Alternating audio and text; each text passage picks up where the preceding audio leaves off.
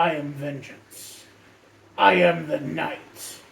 I am Batman. Da-da-da-da-da.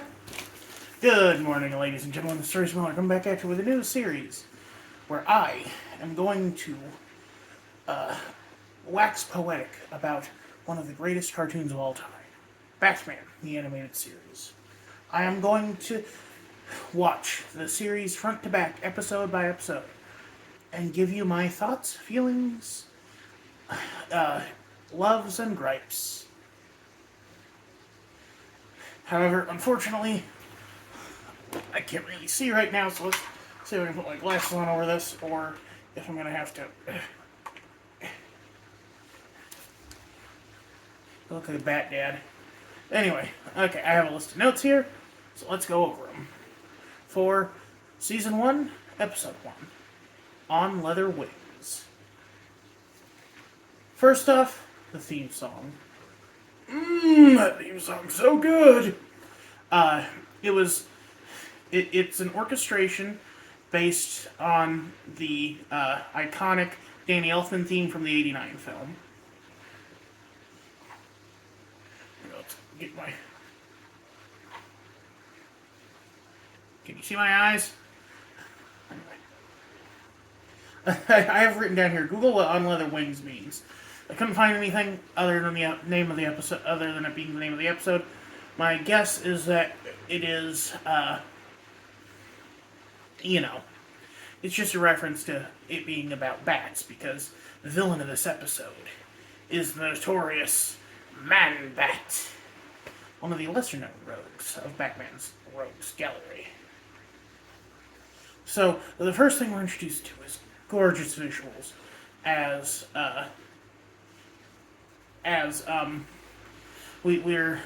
we see a strange shadow passing by buildings, and we cut to this huge blimp that's got two police piloting it, and one of them spots something on his radar and alerts the other to it, and he's like, it's nothing. And then they crest through the clouds, and it's really good, and it's so good. I should give you the plot overview before I go into all this stuff.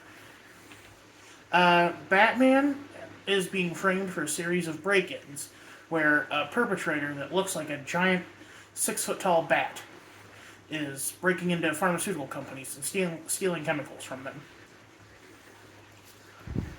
And this leads him to the Chiroptera expert, Kirk Langstrom, and his wife Francine, and Francine's father, Dr. March.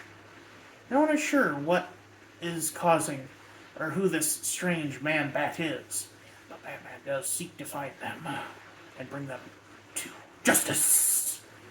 Anyway, back to the thing. Let's see. So, in the episode, we get a real feel for the timelessness of it all, because as Man-Bat breaks into the pharmaceutical company, Phoenix Pharmaceuticals, we cut to this security guard doing an ad read in his spare time. This was a good idea, but it's...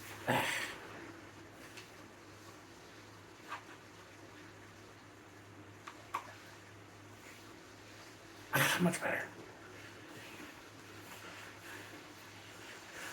Sorry. Oh, wow. Just being on my head generated so much heat. Anyway, okay. And so he's doing ad reads using a radio, or using like a little voice recorder. And like there's such a 90s feeling to some of this stuff, even though it is very timeless. Like the setting looks very 1940s, but they still have police helicopters and stuff. And the security guard is attacked by Man-Bat. And he makes these weird oinking, like, pig noises. Also kind of like the raptor noises from Jurassic Park. The rah thing. And then we also see some, like, political intrigue as we cut to the next morning after the guard's attacked. And and Commissioner Gordon, Mayor Hill, Harvey Bullock, and Harvey Dent are all meeting to discuss what to do about the Batman. Because they think the Batman did this. Because Why would they ever think that a giant anthropomorphic bat is the creature that broke into the pharmaceutical company? And Gordon's like, look, this doesn't match the Batman's MO. This has to be a copycat or something. And Bullock's like, you've been going too soft on this guy, Commissioner. I'm gonna take this dude down. I just need a force. And all I need is the DA to give me a good case against him. And Harvey Dent's like, if you bring him, I'll get him for you. Which this is something that the show did so well. It set up Harvey Dent before showing Two-Face. Because I don't think Harvey Dent. I can't remember if Harvey Dent was introduced as Two-Face in the comics. We were first introduced to Batman, not Bruce Wayne, Batman. And we are also introduced to Alfred, played by Clive Revill, the original Emperor Palpatine, before Ian McDiarmid took over in Return of the Jedi. And when Batman has to go out, Alfred says, "Oh, Council Master Bruce's rendezvous with Ms. Bambi, was it?" And Bruce is like, Batman is like, yes, do that. As he rushes off in the Batman animated series Batmobile, which is one of the best designed Batmobiles in all of Batmandom. It's just so good. It's this sleek black thing. It's got this jet engine in the back. It's got this giant motor. It's just so good. There's this. Oh, okay. This is something that you notice in at least the pilot, and I think it's the animation trying to channel the 1940s. There's this weird shadow in the upper part of the screen when it's zooming in on character faces. Like a zoom in from a film. And I think partially it's because back in old film, camera zooms weren't what they are now. So you didn't have that clarity when you zoomed in. So you were kind of missing some of that clarity at the top of the screen because of it. Interesting. Oh yeah. So Batman, of course, has to break into Phoenix Pharmaceuticals to figure out what Man-Bat was taking. And so he goes in, and he has very interesting gadgetry. This is stuff that I could actually see being real, but maybe not in this context. First, he sprays a bunch of red spray around. Then he puts on these infrared goggles, and obviously the idea is that the spray will latch onto any biological material or something like that, and highlight it in his infrared goggles. And it highlights some footprints leading him to the voice recorder the guy was recording his voice on, and accidentally recorded Man-Bat on as well as some little hairs. Well, let's see here. Bullock arrives on scene with his team to arrest the Batman because Batman is spotted by a couple of lab technicians who are about to get freaky when they see Batman out the window. And one of them is played by Pat Music, who is in her own right a very famous voice actress, but to my surprise, is the mother of Mae Whitman, a.k.a. Katara from Avatar: The Last Airbender, a.k.a. Roxy Richter from Scott Pilgrim, a.k.a. Amity Blight from The Owl House. Really classic, who is a very classic voice actress in her own right. Anyway. So Gordon arrives on scene as Bullock is getting ready to storm the building and says, "Batman's not your guy. There's another break-in across town. That's obviously the person doing it." But they do it anyway. And a neat little, thing ensues. You've seen this before. Cops go into a building trying to hunt down Batman. It's been done to death, but this was one of the first times it was done. With the other time being, of course, when the cops are trying to kill him in Ace Chemicals. And he saves a cop from friendly fire when there's a room marked flammable. And so he takes a cop's gun from him and it's shh. when his buddies are passing by and the cops are like, okay, he's got to be in this room, right? Yeah, let's smoke him out with tear gas. Throw a thing in, even though there's a thing that's like flammable, keep out above it, and it lands next to a bunch of canisters of gasoline, which it's like, why would those be hanging out in the middle of a thing, unsecured in a lab in a pharmaceutical facility? I don't know. Although honestly, I'd believe it, given what we've learned about how stupid corporations can be nowadays. And probably how stupid corporations were in the 1940s. So, 6 of one, half dozen of another at this point, am I right? Oh, and, the animation, the character animation is so good. You can tell that this was outsourced to a Japanese studio because it's got very, 90s, an 80s, 90s Ghibli-esque vibes to it. If you ever see, those parts of Ghibli movies where you have a bunch of characters having to interact with each other, it's a lot like that.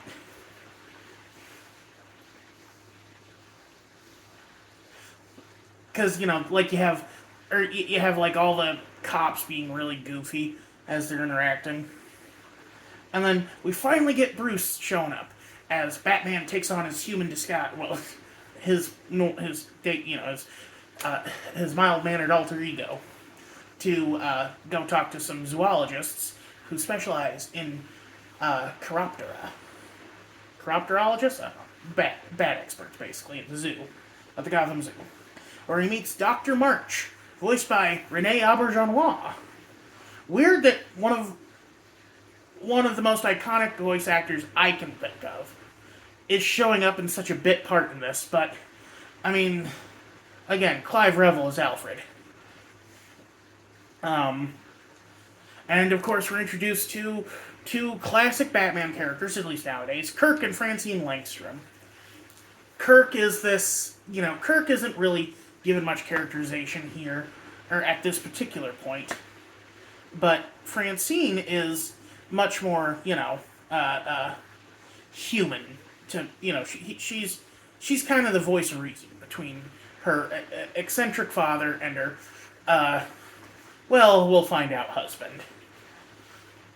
And she also just a really nice design. Other than the all purple dress under her lab coat, I like the styled blonde hair. I like the glasses. I like the lab coat. If she had I don't know, maybe a skirt and a polo or something, or even just slacks and a dress shirt, I think she'd look better. The solid purple dress just does not work. But this was a pilot. They couldn't devote all their time. The cops got a really bad design too. They have these gray and tan uniforms that look really gross and ugly. But they're cops, so their uniforms shouldn't be pretty. They should be utilitarian. Let's see here. Oh yeah, so when Batman has his consultation, he gets back to the Batcave, gets a call from Dr. March, who says that the hair and voice samples that he gives them are from normal brown bats. And Batman knows that he's talking shit, or is talking bullshit, and he had only gone there because he figured maybe they knew something he didn't. And they do, but they ain't telling. And there's this great bit where Kevin Conroy, the voice of Batman, R.I.P., as well as R.I.P. to Clive Revel, Rene Auberjonois, Richard Mole, Bob Hastings, so many people who were part of the show are now passed on. Anyway. But Kevin Conroy does this amazing job transitioning between the very, casual and friendly Bruce Wayne and the more stoic and serious Batman.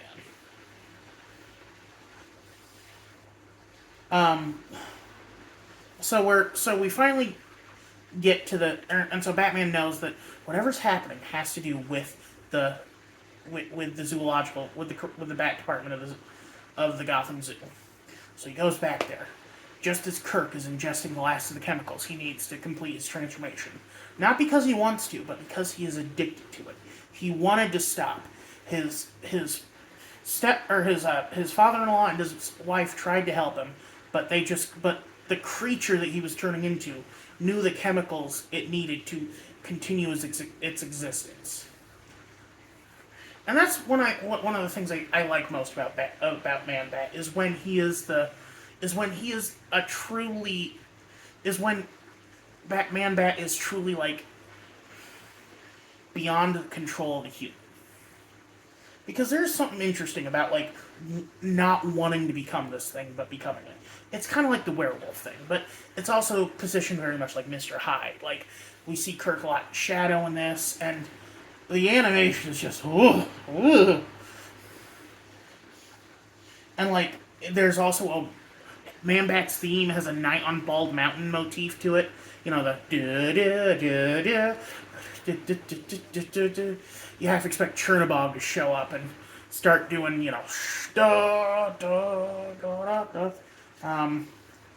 and like this is unlike anything we've seen in Batman up until this point, at least in the show or in on TV and film. Because think about it, Batman '66, nothing like this, or no man turning into a monster. Batman '89 had the Joker, still nothing, still no patch on this. Not even the Batman serials or the Super Friends cartoon had anything like this.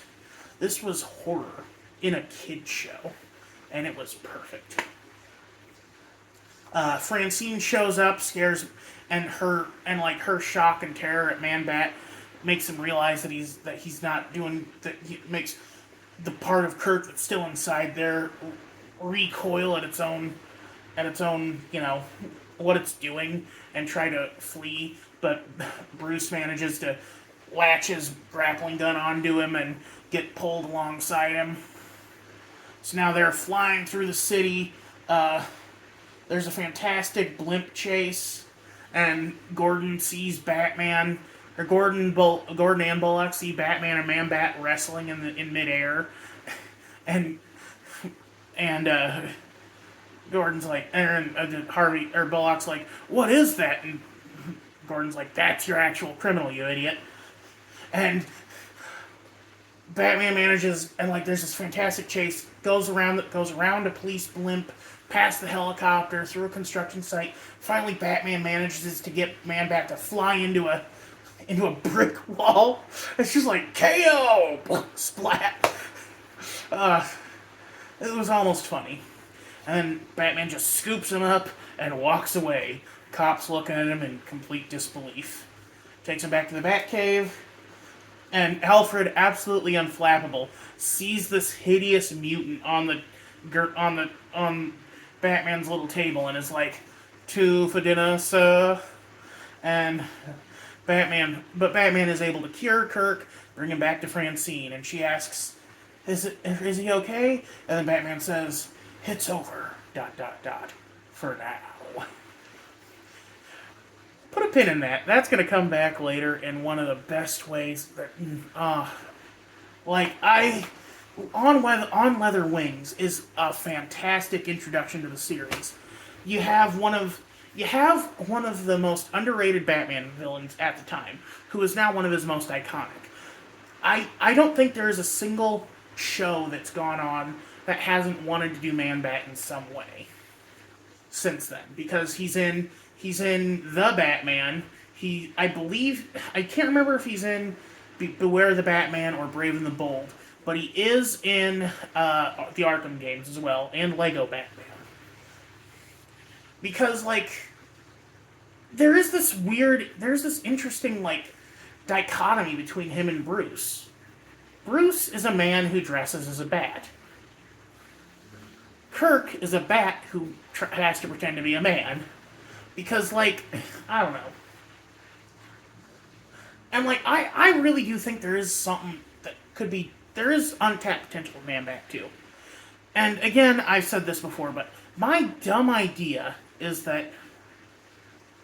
Okay, so in the Arkham version of Man Bat, he's trying to cure his own deafness, and that's how he becomes Man Bat. I have an idea where, instead of Kirk being the one trying to cure deafness in himself, he's trying to cure it in his wife, Francine. So she becomes She-Bat, which is a character that she becomes in the comic. We'll come back to whether that shows up in the series or not. And so you have kind of this like, it is Kirk's fault that his wife has become this monster. But then it turns out that she's not a monster, she just can't communicate. And so like when Kirk is trying to like break into stuff to get chemicals to fix her. Mind you, this isn't like what I think they should do for the canon version of Man-Bat. This is just an idea I have for like if they adapt them into like I don't know, Cape Crusader or something. But no, like iconic villain, just iconic episode, and honestly, like this doesn't even make a lot of people's top 10 episodes, but it should because it's just so well animated. It sets up so much about this universe. Batman's antagonistic relationship with Harvey Bullock, Batman's semi-friendly relationship with Gordon, his friendly banter with Alfred, his seriousness, his gadgetry, what a badass he is, him being very stealthy, and just a bunch of really good stuff. Like, I feel bad that I can't. I'm a good writer, not a good speaker. I've run out of notes. It's a good show. And we're going to continue watching it. I shall see you next week. Same bat time. Same bat place. This is Royce Miller. I'm Batman.